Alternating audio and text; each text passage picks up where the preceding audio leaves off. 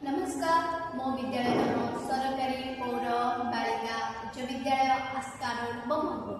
मो नाम कल्पना नायक मु 10वीं श्रेणी छात्री। आज मुख्य विषय होची स्वयंचालित सिंचाई प्रणाली। एही प्रणाली उद्देश्य होची गछ मानक समय रे पानी जेपरि आवश्यक सेही परि भाबे पानी जोगाइबा।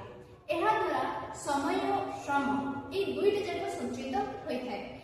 एहार आवश्यक उपकरण गुड़िक है माटीर आर्द्रता सेंसर जहाँ माटीर आर्द्रता मापे एवं माइक्रो कंट्रोल जहाँ समस्त मेसीन डाटा पढ़ी से नियंत्रित करें एवं रियल मीडियर यह मोटर को ऑन ऑफ कर साहाय्य करता है।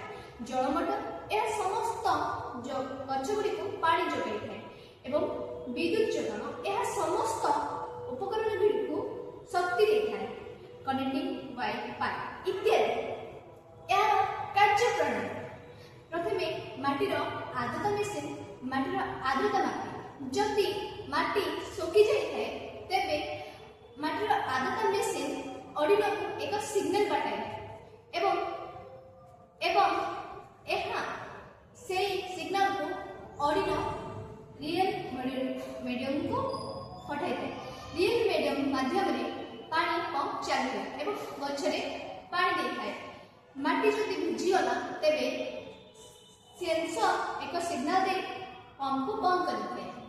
एहार उपकारिता गुड़ी कहला एहा द्वारा पानी अपचय होते नहीं एवं गछ नियमित भाव में पानी पाए।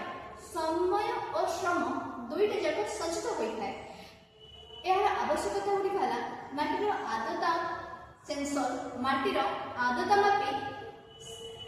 मापी आवश्यक मुताबक पानी गछ को देता है। यह फल गछर भल फसल होता है। एति कही रहुछि। नमस्कार।